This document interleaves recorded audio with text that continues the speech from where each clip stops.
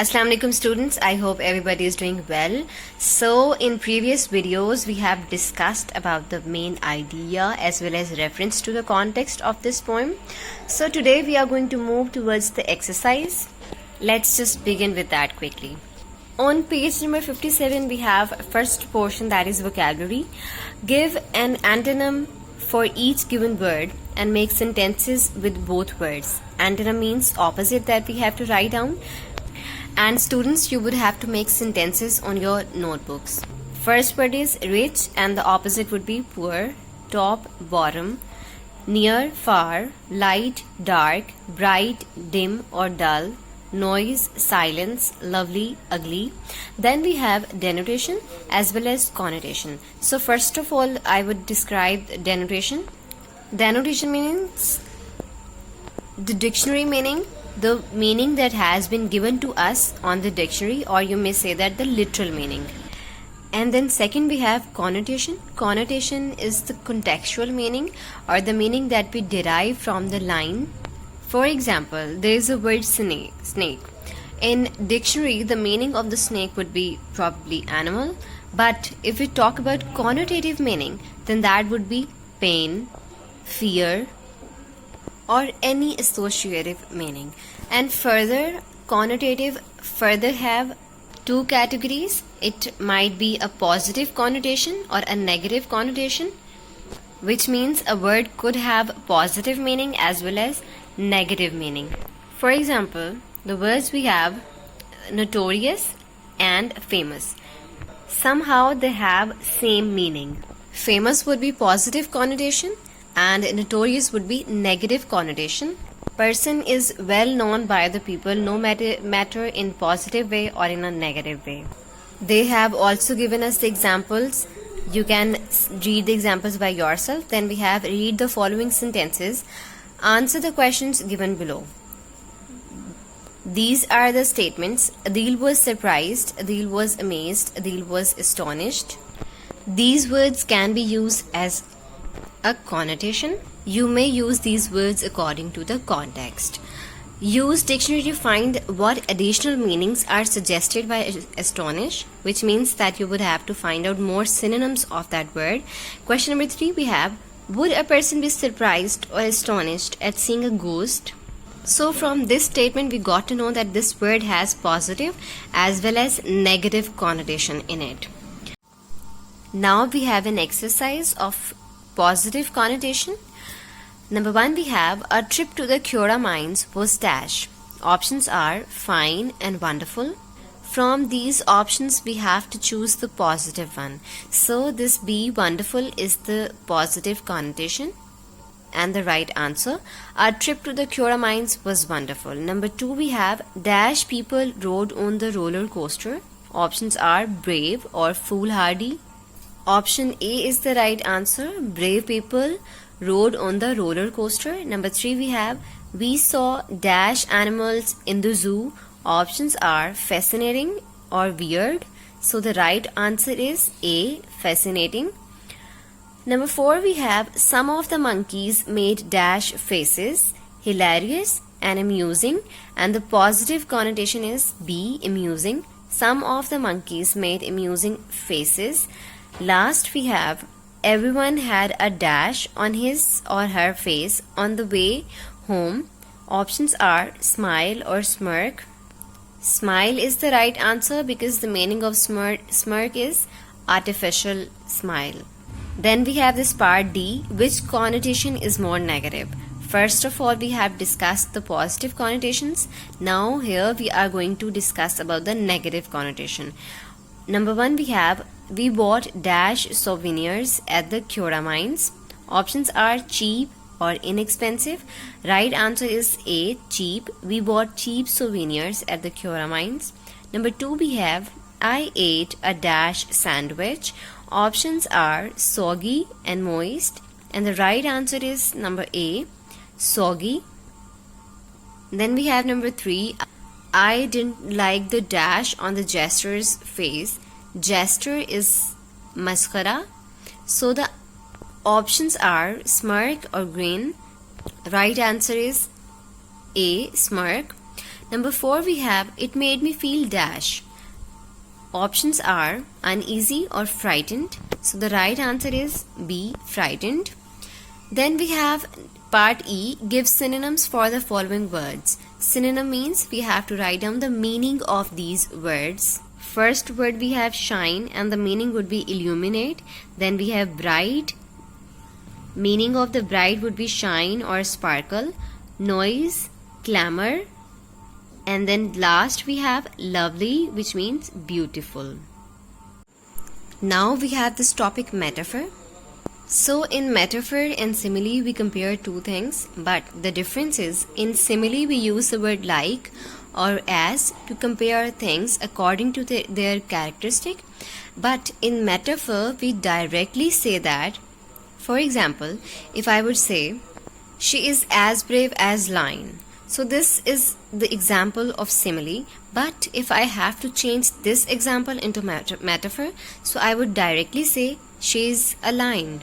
But it does not mean that I have compared a girl with the animal, but I have compared their characteristics. The girl is as brave as the lion, which means I have compared the characteristics of something. As if they also have given us examples. He was a lion in the battle, which means the person fought bravely in the battle. Number 2 we have the striker was a goal machine. The moon was a misty shadow. And the one more example that we have read in this poem, that is rich leaves and the poor leaves. This example has been used in the poem as a metaphorically. Rich leaves stand for rich people, poor leaves stand for poor people. Now we have an exercise of metaphor. Select the choice that explains the meaning of the metaphor as it is used in the sentence. Number 1 we have Junaid is an ox. The metaphor is an ox means options are Junaid is deaf, Junaid is weak, Junaid is strong. So C is the right answer, that Junaid is strong, which means that Junaid is having the characteristics of the ox. Then number 2 we have Walid is a real couch potato. The metaphor couch potato means options are Walid is always busy with some activity. Number B, Walid is lazy. Walid likes to go outside and play. And B is the right answer, that Walid is lazy, which means that Walid does not like to move from his seat.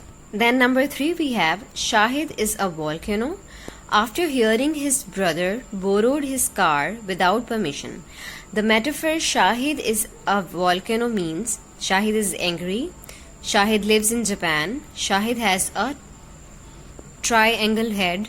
And A is the right answer, that Shahid is angry because without permission his brother has borrowed his car, so that's why he is angry with him. Now number 4 we have Lubna is the apple of her father's eye. The metaphor Lubna is the apple means options are Lubna is loved by her father, Lubna's father is mad at her, Lubna has an apple tree in her yard. So the answer is Lubna is loved by her father. Then number 5 we have Maria was feeling blue after her cat was hit by a car.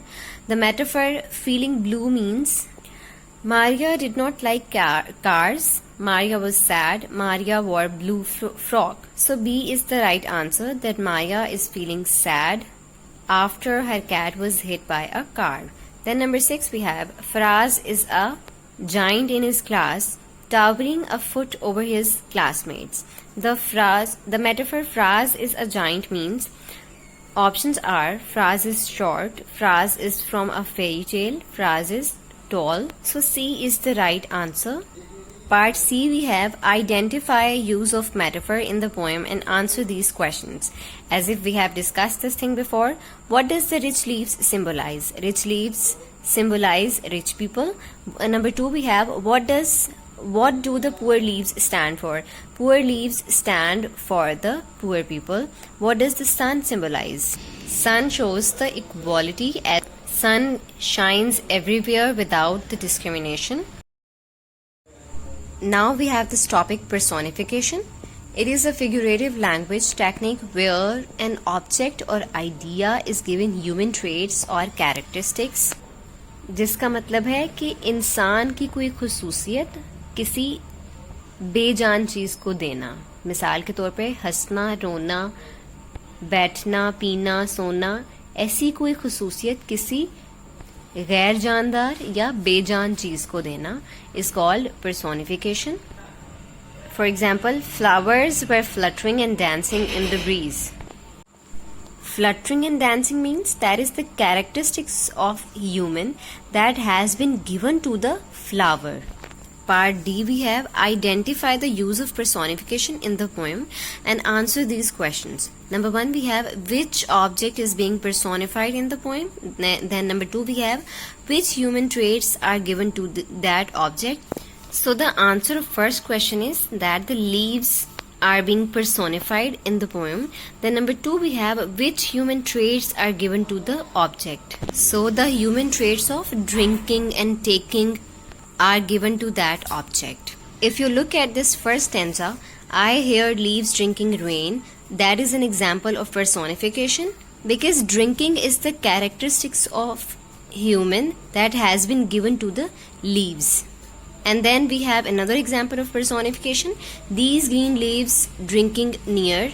That drinking is again the human characteristic that has been given to the leaves. That is also the example of personification. Now we are going to move towards this grammar portion.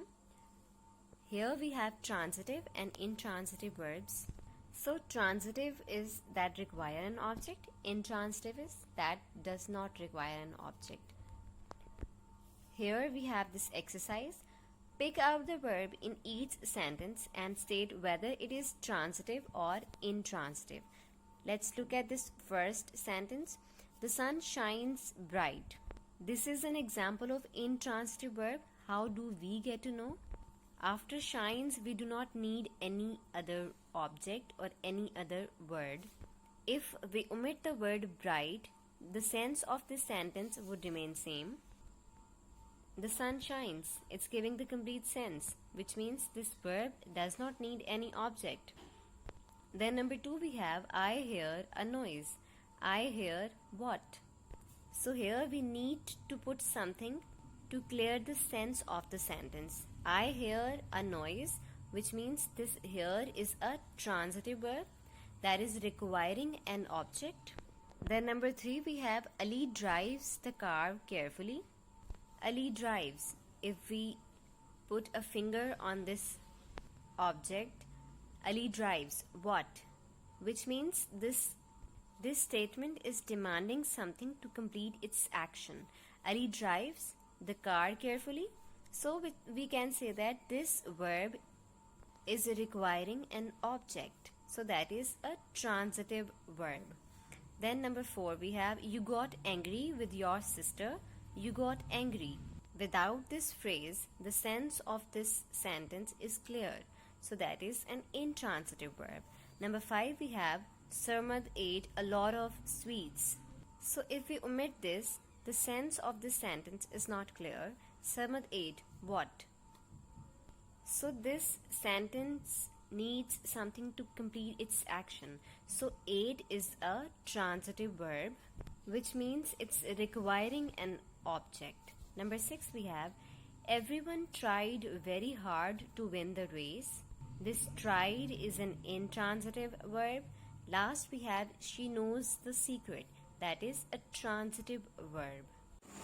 So here on page number 62, we have a list of verbs that can be used as in transitive or intransitive verbs. Here we have some verbs. So you would have to use these verbs in your sentences transitively as well as intransitively. Then we have prepositions of movement and direction. So preposition is that tells the relationship between noun and pronoun, or you may say that the subject and object in the sentence. So here we have this exercise. Fill in the blanks with appropriate prepositions. First they have solved for us. Sarah is getting out of the taxi. And then we have this one. Shiraz is going dash the ladder. So from the picture we got to know that Shiraz is going upstairs. So we are going to use the preposition of up. Shiraz is going up the ladder. Then number 2 we have the furniture is dash the van. So this picture is showing the position of the furniture. The furniture is in the van. Number 3 we have my friend lives in a flat dash a shop. So this flat is above the shop. So here we are going to use this preposition. My friend lives in a flat above a shop. Then number 4 we have the boss is coming through the corridor. Then number 5, there's a garage dash the house beside the house. Then number 6 we have we walked along the lake. Then number 7 we have there is a statue dash the museum in front of the museum. Last one we have Hassan and Ali are walking in the stadium. Then on page number 63 we have part D. Where did the fly go? Put in these prepositions appropriately. Around, into, on, out of, through, under, up. So to write down the position of the fly we would have to look up this picture. Filling the blanks we have example, the fly came in through the door, as if from this dotted line we got to know that. Now we have further. Number 1, it flew dash the chair. It flew under the chair. It crawled dash the chair leg. It crawled up. The position of the fly is clear through this dotted line. Number 3 we have it stopped on the desk for a moment. Number 4, it went around the telephone. Number 5, it flew into the drawer. Last we have it went out of the window. Then we have this topic active passive voice. In active voice we require subject and verb, but in passive voice we require an object to change it into a subject. Filling the blanks we have put in the correct form of the verb to complete the following sentences in passive voice. Number 1 we have we dash a letter the day before yesterday. Words in bracket are to send, and we have to change it into past indefinite. In past indefinite active voice we use subject, second form of the verb, and then object.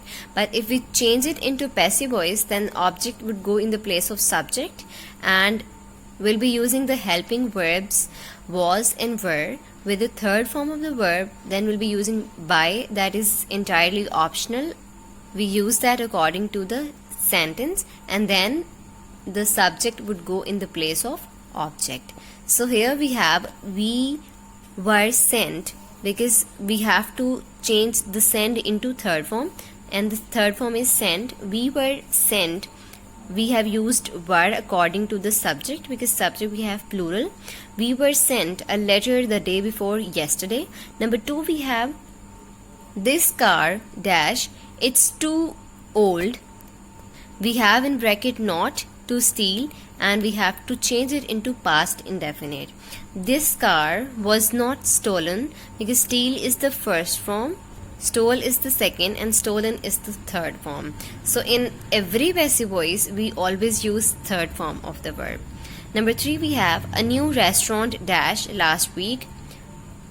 To open is in bracket, and we have to change this sentence into past continuous. In past continuous active voice we have subject was were, first form of the verb with ing, and then object. But if we have to change it into passive voice, then this object would go in the place of subject. There would be was, were, being, third form of the verb, and then we have subject. So we have to change it according to that methodology. A new restaurant was being opened last week. Then number 4 we have he dashed to the party yesterday. To invite is in bracket, and we have to change this sentence into past indefinite. So that would be he was invited to the party yesterday. Last we have I dashed the book by my friend. To give is in bracket, and we have to change this sentence into past continuous. Then we'll be using I was being given the book by my friend.